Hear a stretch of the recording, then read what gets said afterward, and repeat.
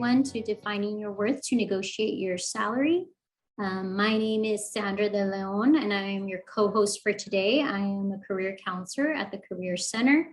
I work with diverse students, and I'm also a program lead for career readiness. And I'm joined today by Meredith Curdy, who is an AAUW SJSU chapter member. And I'll go ahead and let her introduce herself as well and kind of share a bit more about her.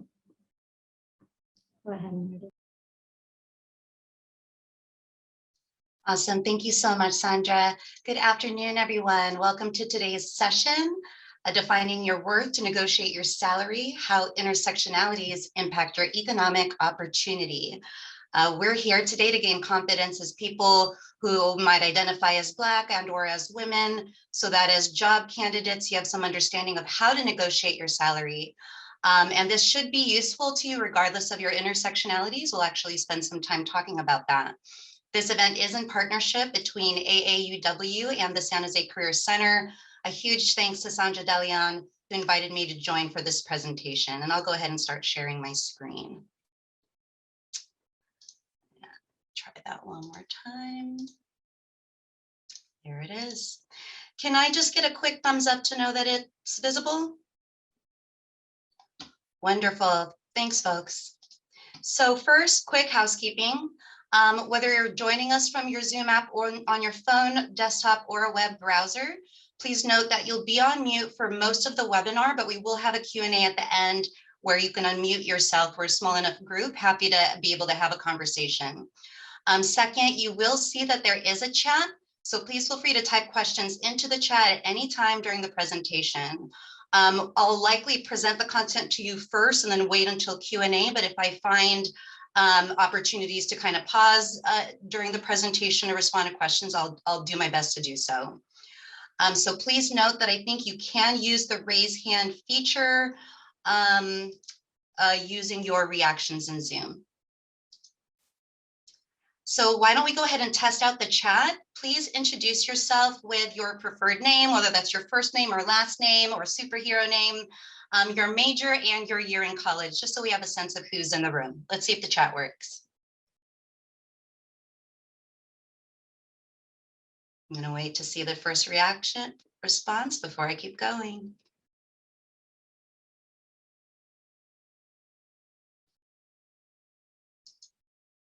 Anyone want to introduce themselves? There we go. Great. Thanks. Let us know also what's your major and what's your year in college. So I am Meredith Curry. I go by Mere, pronoun she, her. I'm in East San Jose and am proud to be here supporting San Jose State University. I have many friends who graduated from San Jose State. I consider myself a Bay Area advocate and practitioner. I identify as Black and Filipina.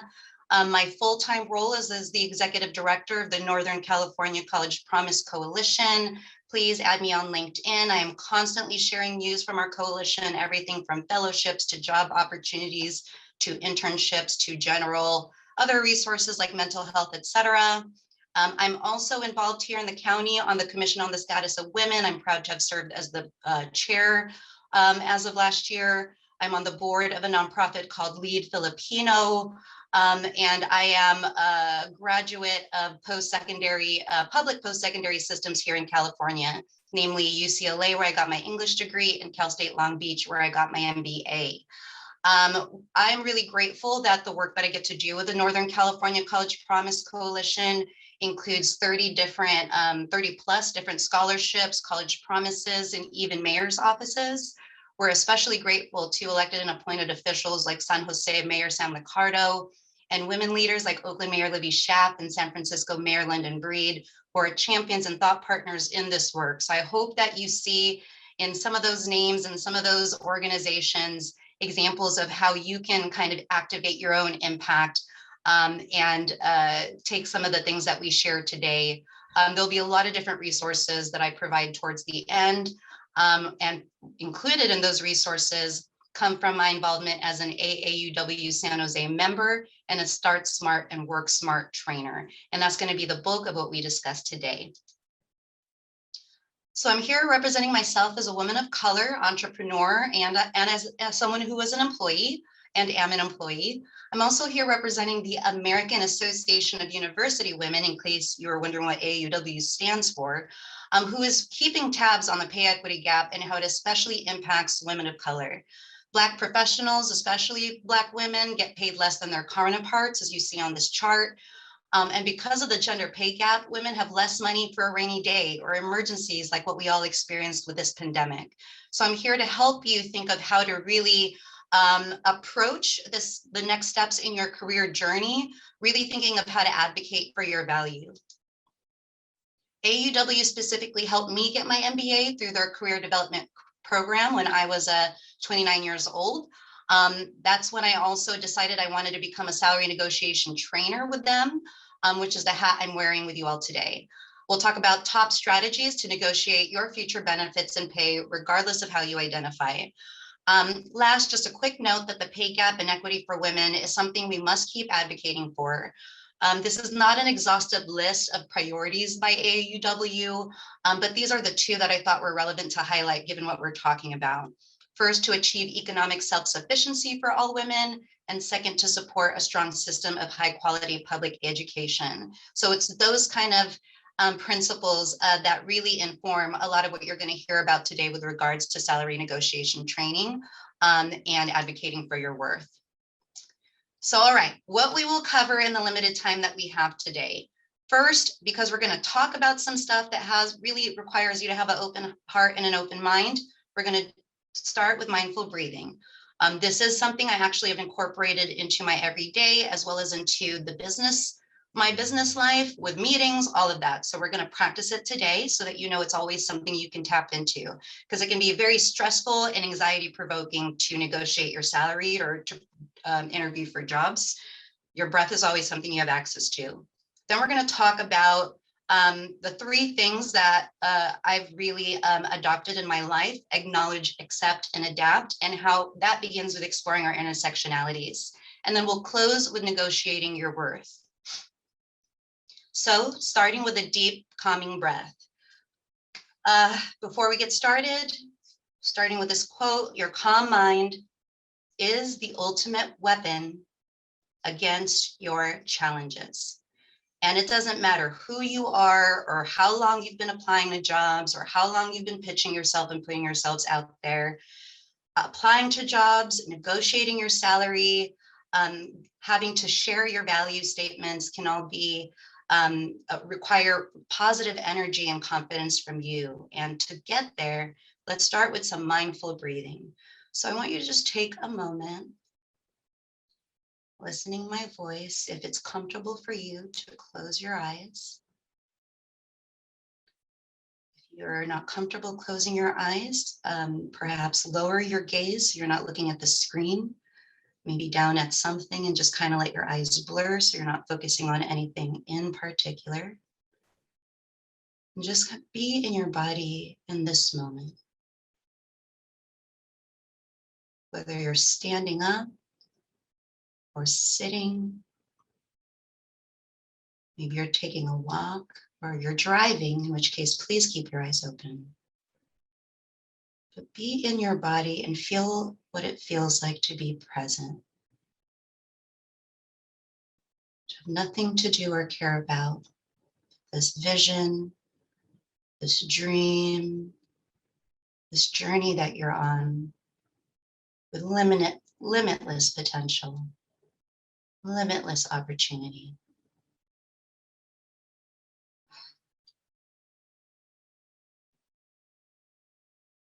Feeling your hands, feeling your heartbeat, maybe in your chest or a pulse in your wrist. Sensing your feet wherever they may touch the ground or your stool. You have nowhere to be but here right now. And how fortunate and privileged we are to be here with you in the stage of your journey, lifting you up to do what means most to you in this next phase of your life. And in that space, let's take 3 deep breaths together. Taking a deep breath in through your nose and out through your mouth. Second deep breath in through your nose and out through your mouth. Last deep breath through your nose. And this time when we exhale, you can let it out with a loud sigh. Just whatever kind of energy you might have had in your body walking into this Zoom, just kind of shake it out. Literally use your body, shake it out. Pick your favorite song to sing in your head, shake it out. And whenever you're ready, kind of let your energy still. Feel your fingers, feel your feet. Let your eyelids slowly flutter open. And join me back here on the Zoom. Thank you so much. I just hope that that is something that you can always take with you anytime, especially going into those interviews and going into those negotiation conversations. So, okay, starting with the first part of our agenda today. I wanted to start off by introducing what I consider both a mantra and a set of actions that I promote all women of color, of people of color, all folks that are struggling to, find the words to talk about their gifts and their strengths, to think of these things as we strive to expand and grow, and that is to acknowledge, accept, and adapt. And to start, we acknowledge who we are, what we already bring to the table, and that includes our gifts, virtues, strengths, challenges, weaknesses, and even our ancestral wisdom and traumas.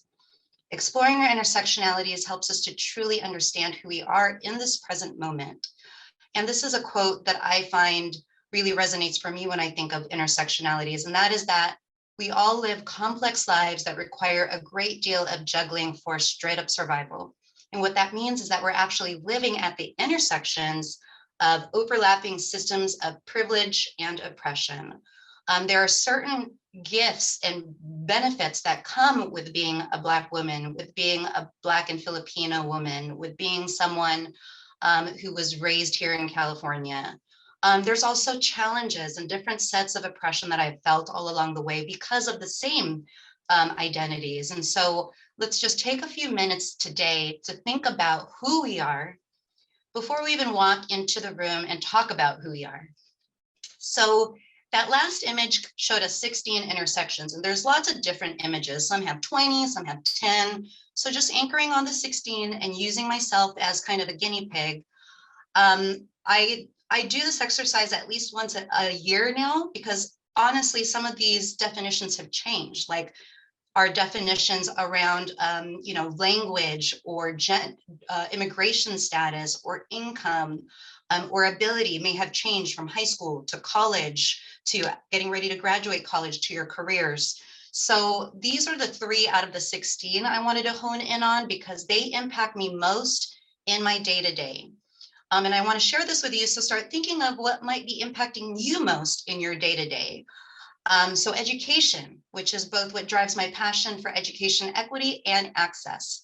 But also I'm a lifetime student, constantly wanting to learn, even if it's not in a classroom.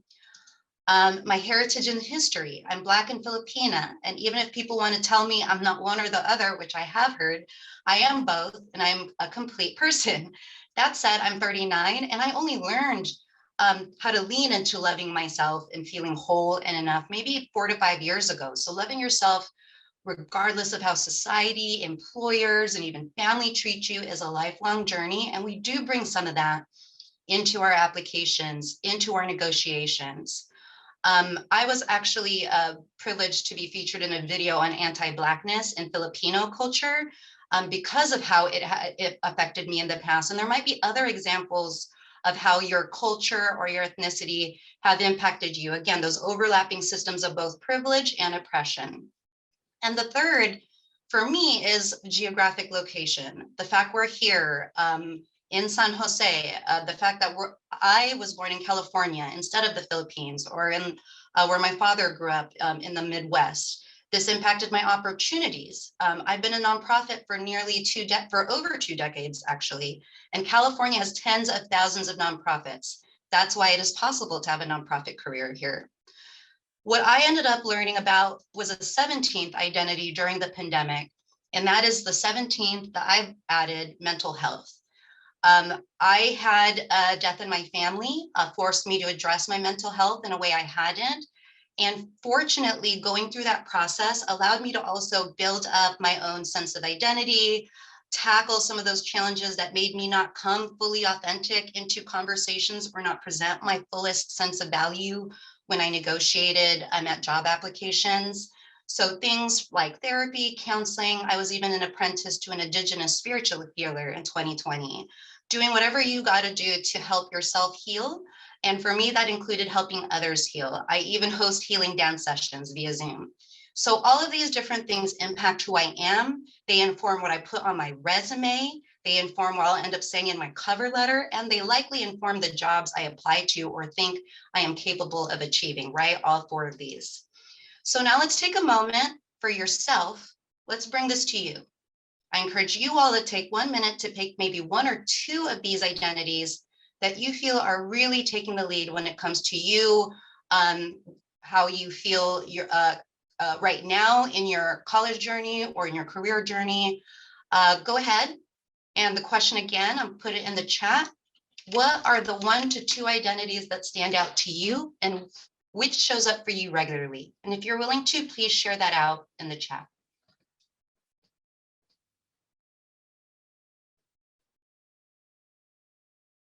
You just heard 3 of mine, so hopefully you have some examples.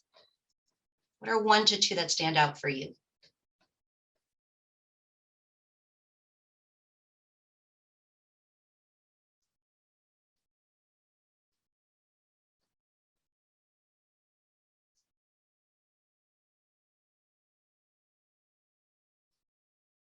If you want to take a look at my slide, here's again how I ended up picking some, in case that's helpful.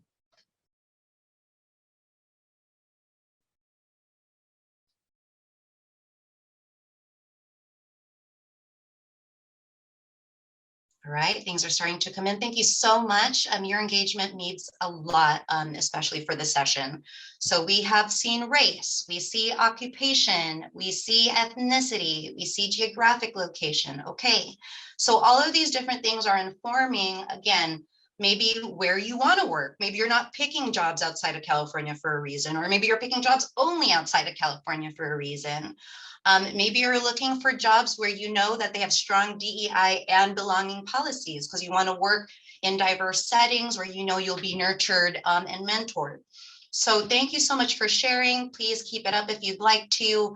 But basically, we do that exercise, and I encourage you to keep digging deeper into even those other identities.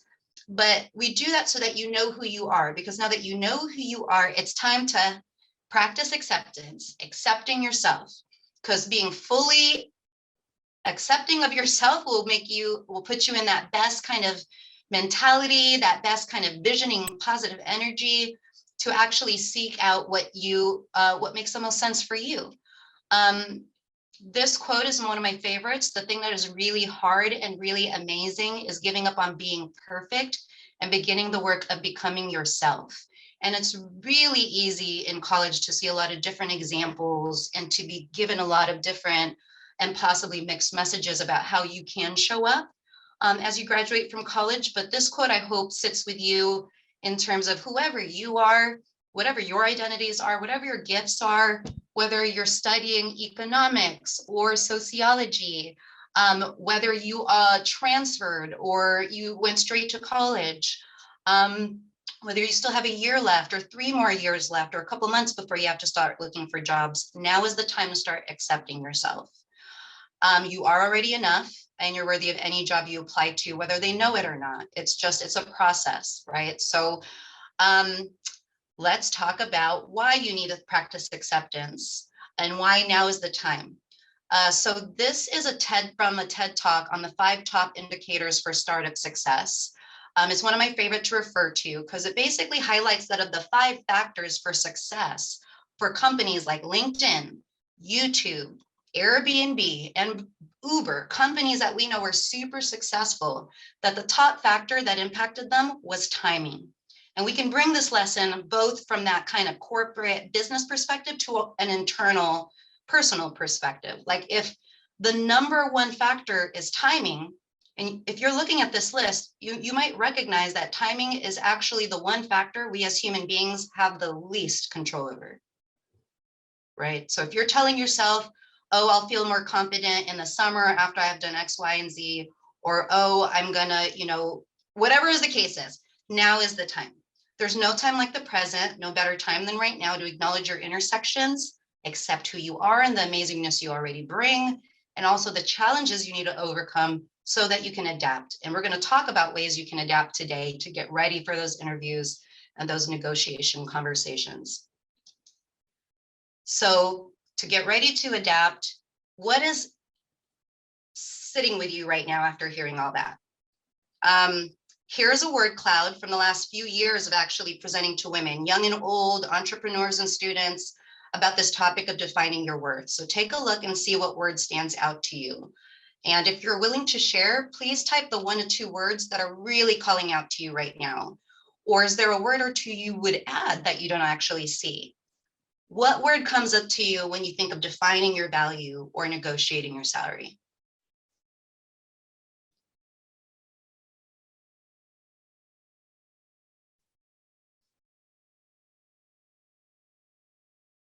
And if there's a word you're ready to see, go ahead and just retype it. New word, please share it. More than 1 word, share them all. I know that for me, confidence was a big one. And a few people actually entered the same thing of confidence, respect. Sounds like that's coming up too for folks. Being a graduate female, identifying as female. Yes, this is great. Thank you so much, y'all, for sharing. So all of these are things that are coming up. So how do we then start tapping into more confidence? Not despite of, but because of, we're a female or we're a graduate female. How do we lean into the respect and confidence we have in ourselves so that we're not coming into that conversation so, in need for them to show us some respect, for us to feel valued. We need to come into this conversation feeling valued already. So with all those words in mind, both those that affirm and motivate and those that speak to our anxieties, let's prepare to adapt, because the rest of this session is about moving forward from those feelings. And I believe that to move forward, we need to start fresh. Free of shame and forgetting what might have happened in a past interview or a past job application. New day, new you, new opportunity. Refreshed with new perspective and attitude. Again, you go through the acknowledge so that you can accept, let go, move forward, refreshed, right? Refreshed with new perspective. And part of that new perspective is feeling excited to be challenged, excited to have this opportunity to apply to something, excited to put a bet on yourself, supported internally and externally. Internally, because again, you know who you are, you accept who you are, and externally, because you have resources like Sandra and the San Jose State Career Center and the tools I'm going to be sharing with you today. And lastly, happy for the opportunity because you have gratitude and value. And I'm the last person that will say, be happy to be happy.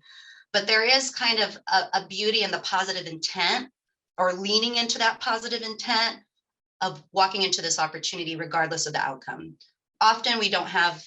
More often than not, we don't have any control over the outcome of your job application or salary negotiation. But if you come into it already knowing, like, this is your worth, this is your value, you are more able to tackle the outcome.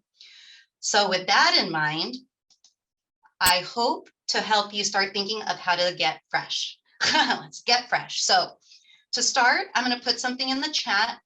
I have been in education for 2 decades. I've worked with middle school students, high school, college, graduate school. I've coached entrepreneurs and business owners. And this idea of SMART goal setting is still, I think, critical. So I ended up writing a blog article about it. I've got postcards. But if any of you have ever worked in a classroom, or have, talked to any students who've talked about SMART goal setting, it's usually taught before college, and then you don't see adults practice it anymore. So here, my hope is that one of your assignments after today can explore, re-examine this idea of a SMART goal, and then set one for yourself. So my example that you see here on the screen is that I need to give up this reality of not knowing how to articulate my value to myself and others, because I need to. This is actually the SMART goal I set for myself in November 2019, which was to complete the Work Smart free online course.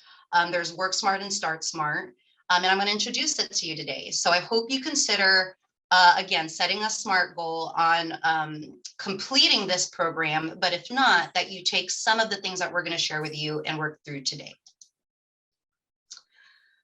Okay, so I've said AAUW a couple times, but I want to just remind us that this training actually comes through AAUW. So before I jump into this, I want to acknowledge the women who stood before me and helped me know what Start Smart was and how to negotiate my own salary. Thanks to AAUW San Jose, who has a student group at San Jose State, I learned what I'm about to share with you today, and then I decided to become a certified trainer. AAUW in San Jose also gives out scholarships. They meet to discuss emerging issues, and they're a great space to connect with women across multiple generations and intersections here in the Bay Area. I'm going to put a link to learn more about them because their scholarship is actually open, and the next deadline is April 15. Local scholarship awards will be granted to women whose permanent home addresses in Campbell, Milpitas, San Jose, or Santa Clara, who've completed at least 2 full years at a college or university like San Jose State, or already been accepted for enrollment, and are at the 3rd year of Fall 22 and who have a GPA of 3.0 or higher. So check that out. No more on the scholarships. Moving forward on the AAUW salary course. Okay, so you're going to have a chance to actually see what this course looks like. And I would encourage you to go ahead, and if you want to open it up in another tab or something, to check out this platform that I'm going to demonstrate for you. To get you started, that's the link. And where we're going to start in the program is where my background is. So this is kind of in the middle of the course, and it's on the 4 steps of salary negotiation. So the steps are: know the facts about salary negotiation, know your value, which we'll dive into in more detail together today, know your salary, which has to do with researching and comparing your options. And please be sure to work with Sanja and the Career Center team to access all the great resources that they already have to help you find jobs and research comparable salaries. And then last but not least, know your strategy, which has to do with practice and preparation. And today we'll set you up for success to at least start to begin a strategy that works for you. So what I'm going to do is I'm going to sign in to show you the lesson, Articulating Your Value. But before I do that, there's a great workbook that you can print when you set up your account, but I'm not going to share it with you because I'd love to incentivize you to set up that account. Again, it's free and it's completely online, but this is just the worksheet that is the companion to what we're going to do online right now. So check that out. It's called AAUW Writing Value Statements Worksheet. You can either open it up now. If you have a printer, you can print it now, or I would encourage you to take this moment to maybe get your phone and the note out or a piece of pen and paper, because we are actually going to go into an activity. All right, so I'm going to jump to AAUW. So here I am. I'm already signed in. I already have an account. I've already completed quite a bit of this program because I actually completed it already. So where I'm starting you from is the lesson right after you see this slide, which is my background. So articulating your value. Articulating your value is important because there's only so much that folks are going to get out of your 1 to 2 page resume, your 1 to 2 page cover letter, in a 30-minute screening conversation with you. So it's really important to be able to articulate your value. And unfortunately, this is one of the reasons that women are most affected by the gender pay gap, because regardless of their experience or education, we have a hard time articulating our value. whether it's imposter syndrome, whether it's cultural kind of upbringing that reinforce things like we shouldn't speak about our accomplishments much or brag, or we should be humble, things like that, that have maybe contributed to this idea that, oh, this difficulty, excuse me, of articulating your value. So when you go through this course, what I love about it is it's self-paced. You know, you could do it in between your classes. You can't really do it while driving, but maybe you can do it while commuting on the bus or metro or something. But basically you can watch videos where you can see other women of color actually going through the experience, both not being ready and being ready. So what I'm going to do is I'm going to stop sharing my screen in hopes I can play this.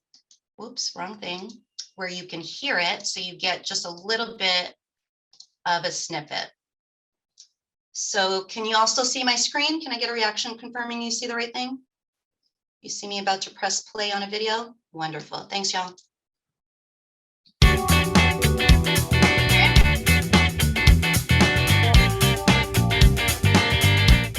For me, my current job was a dead end. Sure, I worked hard and provided value, but I didn't feel recognized for the positive results I had achieved. And I worked at this company for over 6 years. I decided I needed a job where I was valued for my contribution. To get it, I prepared to demonstrate my value during the interview. I started by reviewing my portfolio and pulling out my accomplishments and relevant skills. This formed my value statements. Here's one value statement example I used. I directed my team's effort to rebrand the company's annual 300-page catalog using my team-based leadership and project management skills. Not only did we meet all deadlines, we ensured timely receipt of the catalog by all our customers. This formula was the basis for me to effectively sell myself during the interview process and later during my salary negotiation. Some of the negotiation process was challenging, but in the end, my interviewer and I came to a win-win agreement for my salary and benefits. And now I have a job that I love and people who appreciate me.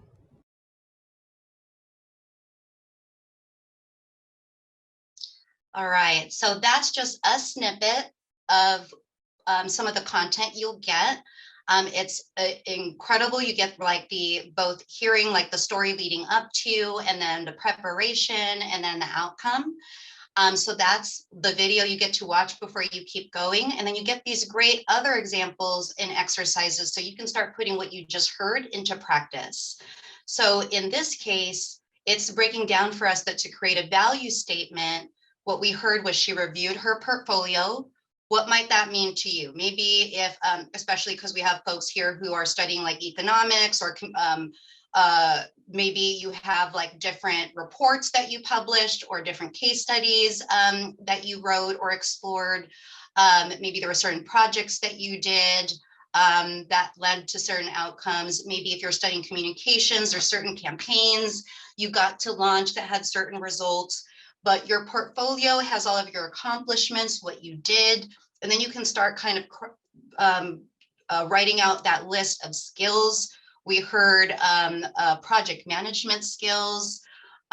So what is it that you want to highlight to your current employer? And don't start off with you don't have none. You got something. You got something. So today we're going to ask you to start writing down the something. And here are just, again, let's break it down. A value statement has accomplishments. So pick any accomplishment, something you contributed to. Don't start the sentence with my team did X, Y, and Z, and then I. Just start right from the I. If you're still in school, as it says here, consider your leadership roles, maybe in groups, capstone projects. If you're already working, especially during the pandemic, did you help pivot anything when we all became virtual? But pause for a moment and just think of one or two accomplishments. Just pause and think about that right now. You don't have to write anything in the chat yet. This is all for you. The chat stuff is later. This is all for you. Just start thinking of and writing down some accomplishments.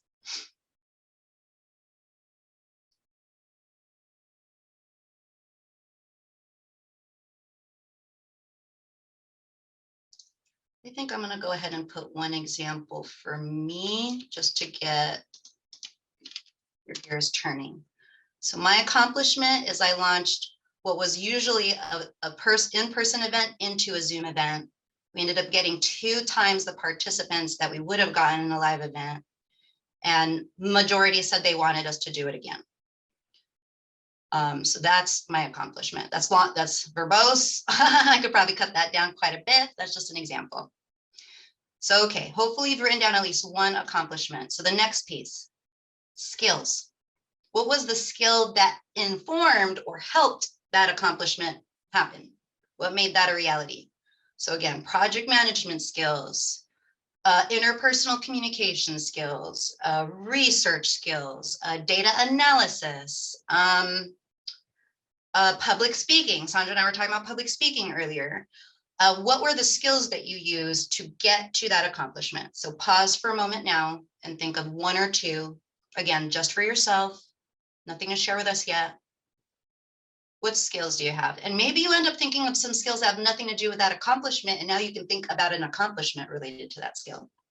So just take a moment.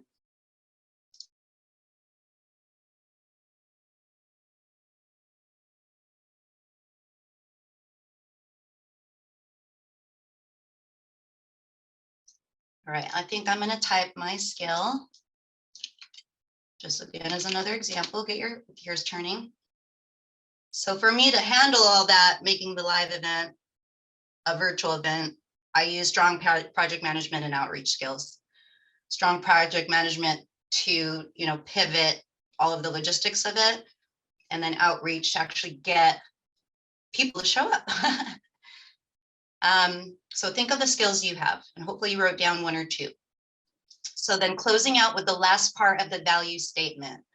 I achieved this accomplishment using these skills, arriving to these results. So what happened? What were the good things that happened? And I don't have an example of this to type in, but given it was a live event and I do a lot of college access events, one of my favorite events I hosted was a scholarship panel. So the fact that, we found out that students applied to some scholarships after that panel, to me is a success. So what's the result from those accomplishments that you might have noted? Take a moment.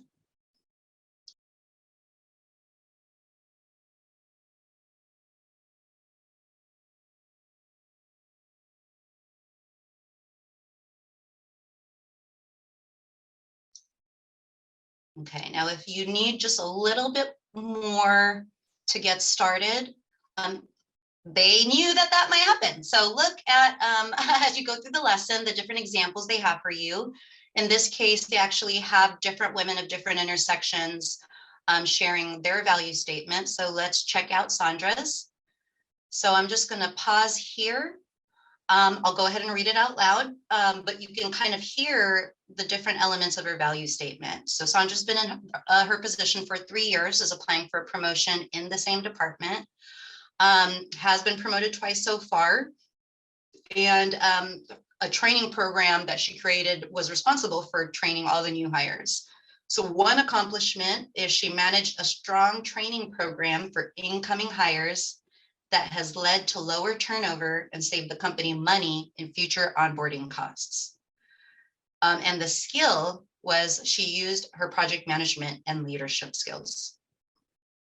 So now that we have kind of a fully formed value statement, and hopefully you took some notes down, one of the things that you saw is that there is a value statement worksheet that I shared in the chat, and I'll just post that one more time in case you didn't see it. But basically, using this kind of format after today, Sandra and I both hope that you will take this and form at least one value statement.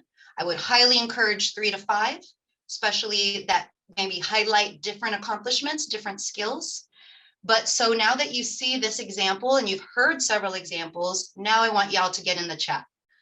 if you're willing to, please enter into the chat your draft value statement. It does not have to be perfect. You literally say accomplishment X, skill X, but please just take this moment because we can all just kind of give each other's examples.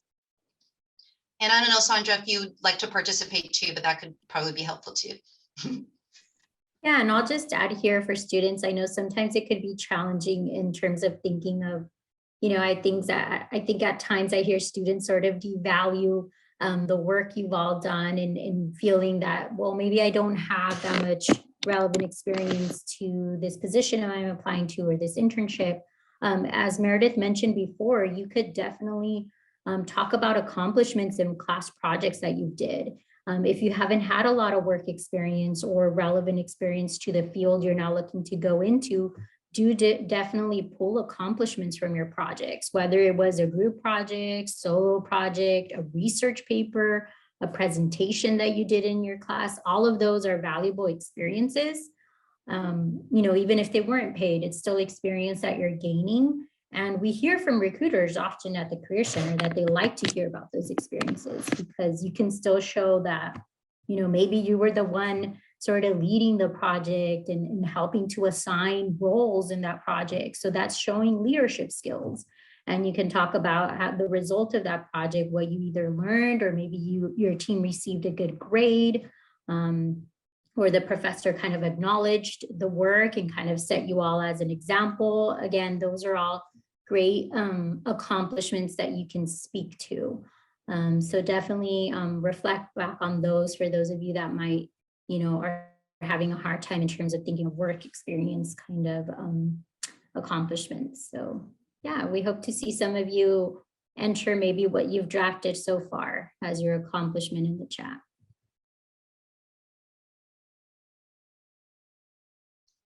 Thank you, Sandra. Yes, so last call.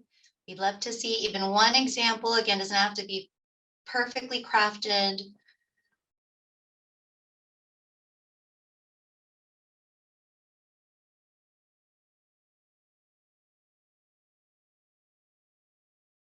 It may be better to test it out with us than when you get to the job interview. So let us know what you think. And I will pause until I see an example. And again, let me just go back to here in case you'd like to see a few more examples. So let's check out Asha, leave that up.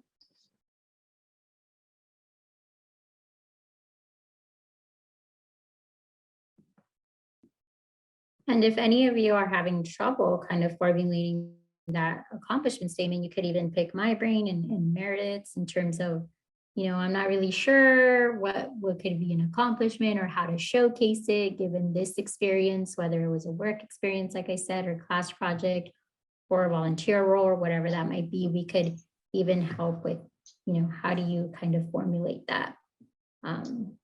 Absolutely. Anyone here have a accomplishment statement that they were thinking of, something that they were thinking of showcasing, but maybe you're having trouble putting that together?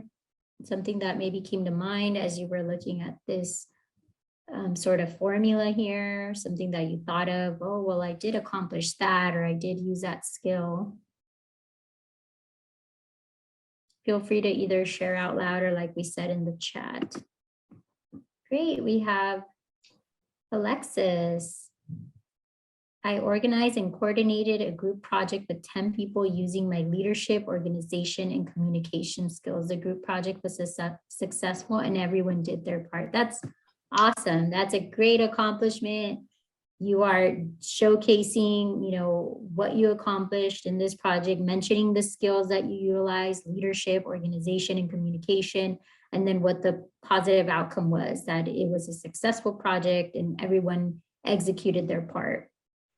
So that's a great example. And I like that you even quantified how many people were in that group and that you worked with to help lead and coordinate with. That's great. Awesome example. Great. Thank you so much for sharing, Alexis, and thanks for just highlighting the great pieces of that value statement, Sandra. And the part about the number, like providing some kind of numeric value, some might think that like 10 is a low number, but the fact you're managing a team of 10, like that speaks volumes to versus a team of 3. So that's why incorporating those little facts when you can is super useful. So as you start to think of your accomplishments, that is a great factor to include, because I don't think we saw it in some of the other examples. So definitely consider that. Things like it took you 2 months instead of what might have taken 9 months, or that you got, 100% participation, like all of those kind of metrics are super helpful. And please feel free, folks, if you want to add a few more examples, you're welcome to, but I do want to give us time for Q&A. So just coming back to our session, I hope that you found that last exercise useful and the example shared, especially, thank you so much, Alexis,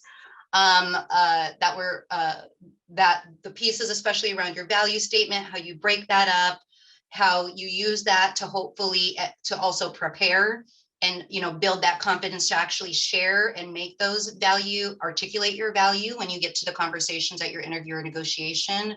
I hope you found all that useful, as well as the resources that we've shared so far.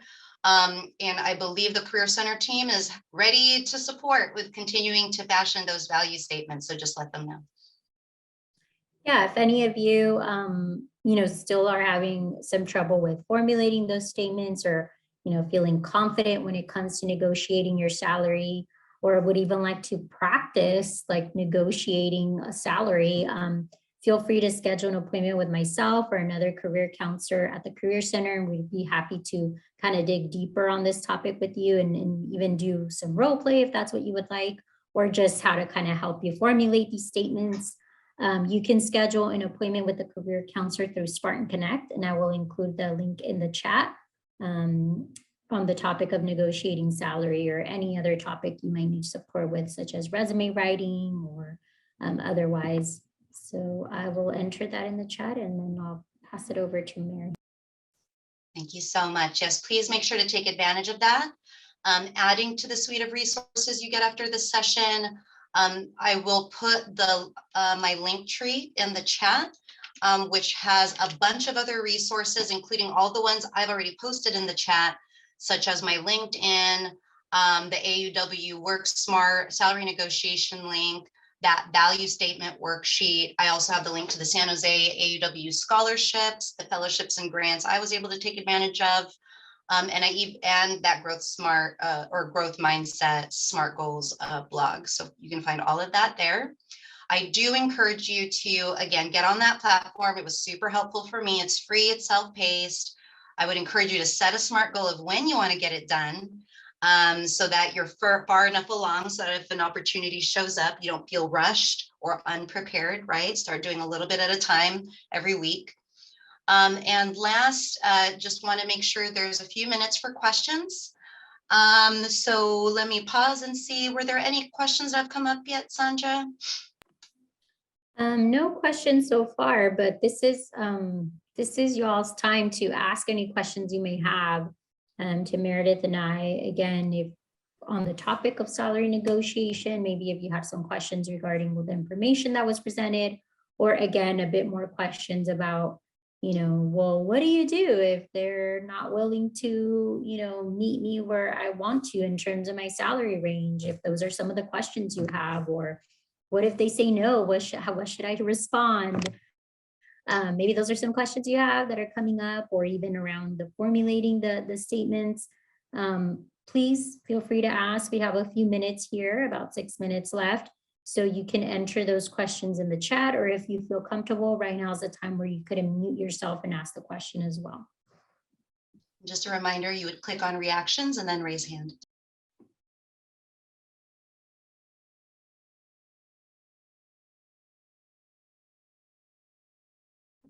So I'll go ahead and get started, as we're maybe giving some time for students to maybe ask some questions. Meredith, given your experience, is it recommended when a candidate is going in to negotiate a salary, now they've been offered the job, is it best to give a number, an exact number, in terms of how much you would like to get paid, or is it better to give a range? What is the recommendation? That is such a great question. Let me bring up a quick resource so that y'all can have something to look at while I answer this question. But the good news is there's a lot of data out there now about the salaries that different jobs have, and not just the salaries of those jobs, but in the region, like here in San Jose versus if you're in Dallas, Texas, and not just the region, but even your level of experience. So you can really actually have a sense of your salary range potential, depending on how many years you've been working. Have you managed anyone before? Who did you report to? Did you manage a budget? So one of the things that I would highly recommend is to first do your research. And when you actually sign, I mentioned earlier, when you sign up for the salary negotiation course, you get to download this free workbook. And part of what the workbook suggests is looking at things like payscale.salary.com. The Career Center at San Jose State may have some other resources. But once you have your research, then you can actually figure out a target salary. And that's that number that really achieves your goals. And that falls likely within a salary range. So you would want to consider a range, and what I would recommend is verbalizing the range as opposed to setting one specific number, because then the range allows for some flexibility. And hopefully the lower end is closer to your target. That way, if it's like they're much lower on the range, you might be able to negotiate other benefits that might sweeten the deal for you, like working remotely, unlimited vacation, educational benefits, where they pay for your tuition, things like that. So I would encourage you to think of a salary range, and then definitely a walkaway point. There's going to be a number where it doesn't matter what else they sweeten the pot with. You can't pay your bills. You can't, live that life you want to live, where you saw what I said earlier, because of the pay gap, women were not prepared for emergencies like what we experienced with the pandemic. So being able to really know, again, your worth, and then setting that walkaway point based on your research of what's out there and is the value of the job you're applying for and what you bring to the table, but also an assessment of your expenses and what you can and cannot, take on. So there's this great, it has charts, it has all kind of other resources when you do the online training that will help you figure out all those numbers, the target, the walkaway, and the range. Does that help, Sandra? Yes, it does. Thank you for sharing that. And yeah, we recommend the same, doing more of a range rather than a specific number, because you don't know maybe what they have allocated for that budget for that role. And if you kind of give a number and that's on the low ball end, they're probably just going to say, yeah, we'll pay you that. And so also, like Meredith said, you want to go in there informed, knowing what that range for that role is, and also not just for that job title, but specific to the location, because obviously it's going to vary by city and by state. We have I think we have a question here by Erica. The question is, hello, currently I have no experience in HR, and I feel that I can't negotiate any higher salary than the one given because of the lack of those technical skills or experience. Is this where those value statements come into play? Am I supposed to use these statements to demonstrate that those skills are transferable? Great question, Erica. Do you want to go first here, Meredith, or? I mean, if you have a response top of mind, okay. Otherwise I'm happy to. Yeah. I would say, Erica, if you don't have, I always tell students, if you don't have the industry specific skills, you can still use those transferable skills, exactly what you mentioned in there, because those are still valuable. And we know that just surveys that are done of employers in different companies, some of the top skills that they look for are communication skills, leadership skills, teamwork skills, problem solving skills. And you likely develop, some, if not all of those skills in different roles that you've had, even if they haven't been directly related to HR. And yes, you can still use those value statements even for those kind of roles that maybe weren't directly related, and say that, you've built, you've accomplished, X, like Meredith shared, by doing, using this skill. And this is something that you can transfer and bring over to the company. That skill still, it might be in a different situation, right? But you can still bring that skill, whether it be leadership or project management or whatever it is, it's still, or communication. I mean, those are still valuable skills you can bring to the company, and definitely ones that you can use to leverage your salary negotiation. +1 to that. And if I could just add, Erica, before you jump off, that also any kind of perspectives, training, like especially in HR, like there's much more focus on like actual experience with diversity, equity, and inclusion, or belonging, or like folks who have had certain training, like unconscious bias or nonviolent communications, or certain things you might have experienced and gotten through your work or through school that are actually adding to skill sets not existing in HR teams. And so kind of talking about what you bring, all those other kind of educational opportunities or perspectives that you have could also be valuable.